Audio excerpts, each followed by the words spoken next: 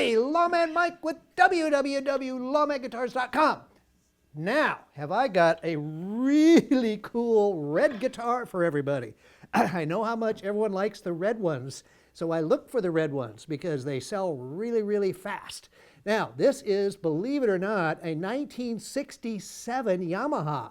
Now, when I got this guitar, I looked at that in the shop, and I didn't know that much about Yamaha guitars, I must admit, especially their electric ones. I had to do some research on this one to find it.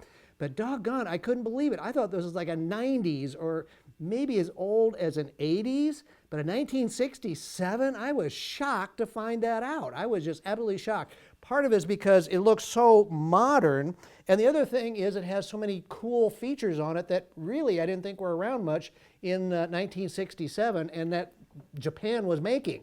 Now this is a model SA30T. The T stands for the trem. This one has a trem. If it was just a SA30, it would not have the trem. Now these were made by the Hamamatsu Japan people.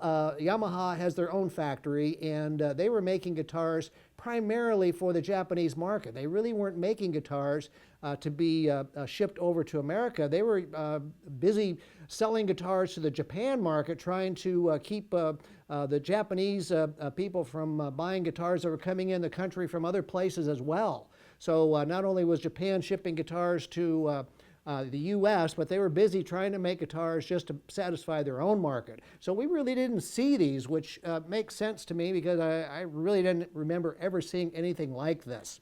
Now this guitar, they manufactured a lot of their own parts. They weren't buying parts like a lot of the guys in the U.S. did. They'd buy parts from different manufacturers and assemble them. They made a lot of these parts themselves, including the guitars. So it's very, very handcrafted looking in the look. But they also designed them.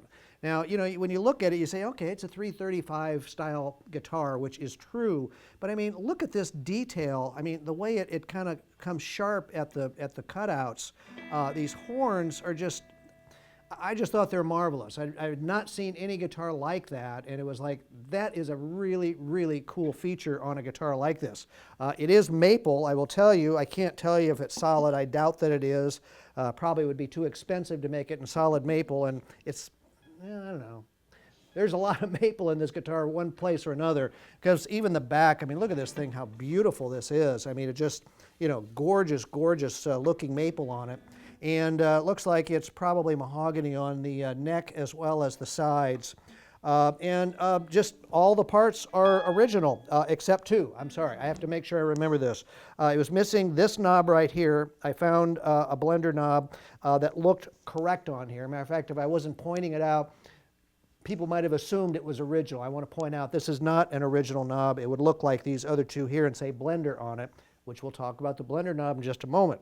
And then also it's missing a truss rod cover, and I had a Yamaha truss rod cover that doesn't say Yamaha. It should have said Yamaha on it. I don't have one that is in the correct spacing for the screws. This one had the correct spacing, so we didn't have to do anything except screw it in. So we have a replacement Yamaha truss rod cover on it. Those are the only two things that aren't original on it, including the case. We'll get to that here in just a minute.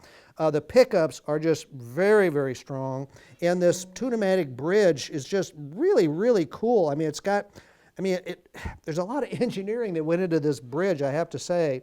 There's just a lot of adjustments to it. It's very high-tech looking, especially for the 60s. And certainly rivals anything that Gibson did back in the day with their Tune-o-matic bridge as well. The other thing that they did on this guitar that I thought was very unique is a Gretsch-style feature. It has these plastic inserts inside the F-holes.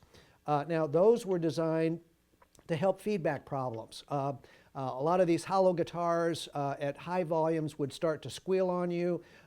People that didn't know how to operate them, you know, really had a hard time with the feedback. This somewhat helped that a little bit. So they've got these cool inserts in here.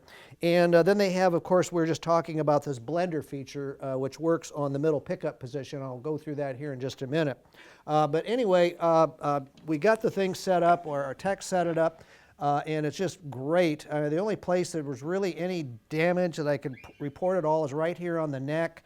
I don't know if that is from a hanger It could be maybe a capo, but there's some marks on either side of the neck right in here. Other than that, boy, I'll tell you, it's in beautiful shape. Oh, Yamaha Japan tuners on the back too. Those are original.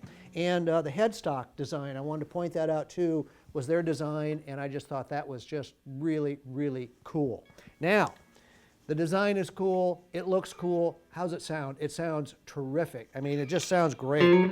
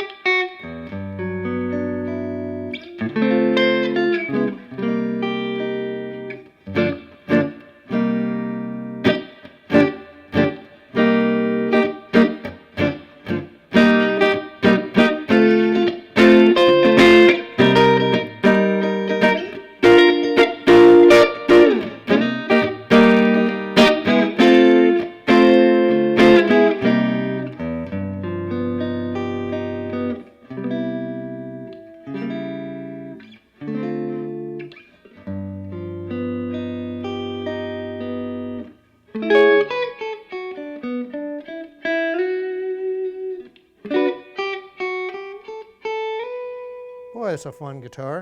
Let's go all the way to the back.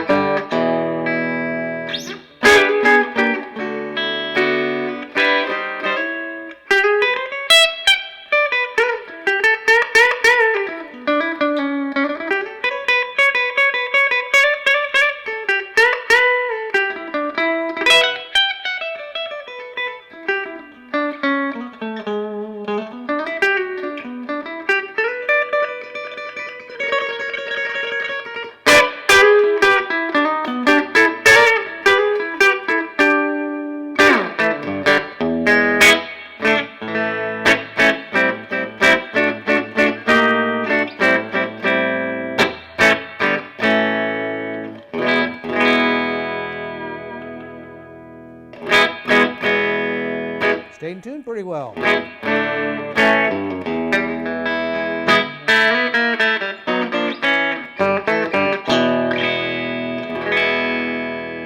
let's go to the middle. Now the way this blender knob works, it actually blends the two pickups together and gives you a whole bunch of different sounds.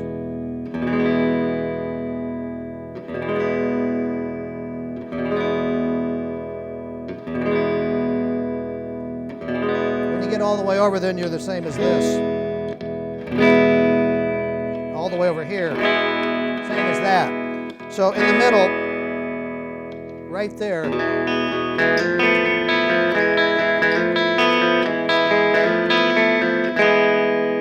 that's your absolute blended completely between the middle, or I'm sorry, between the front and the back pickup.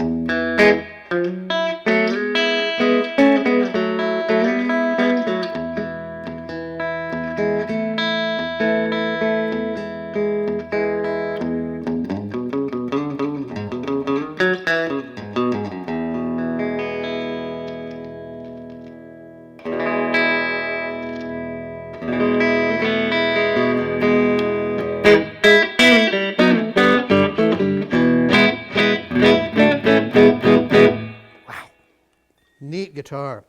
Now, I was telling you earlier, not only is the guitar original, but we have the original case. Now, it's a big old teardrop shaped case. How do we know this is the original case? Well, for one thing, right here it says Yamaha. So there's no doubt that it's a Yamaha case, and it's really a cool case.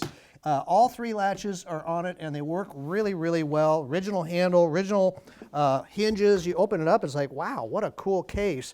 And this is where I can really tell it's from the 60s. It's interesting because the nap of the Plush, I look at so many cases, I'm sorry, you know, something most people wouldn't have noticed, but it's a very shallow nap that they used back in the 60s compared to the much fluffier nap that they used in the 70s, 80s, 90s, and now. So that, when I saw the case, I went, oh, okay, cool, it's a 67. I feel confident in that now. But it's got this big, gigantic accessory box in here that's still here. Absolutely no damage whatsoever, just a little bit where the end pin hits the case. It's worn down a little bit there, but beautiful royal blue color. And it's all here, and it absolutely looks fabulous with that red guitar in that royal blue Plush case. So if you've been looking for a really cool 1967 Yamaha that you won't see yourself coming and going on the block because everybody else has the same guitars, grab this one. That thing sounds outstanding, and you will be excited to get it when it shows up. So check it and all of our really cool guitars out at www.lawmanguitars.com. You're watching this on our YouTube channel, Lawman Guitars. I would really appreciate it if you'd subscribe to my YouTube channel. If you'll do that, I promise every month you'll see 5 new demoed guitars, and most of them are vintage. And if they're not vintage, they're cool. How's that? So check them all out at www.lawmanguitars.com, and don't forget to subscribe to our YouTube channel, Lawman Guitars. Thanks a lot for watching.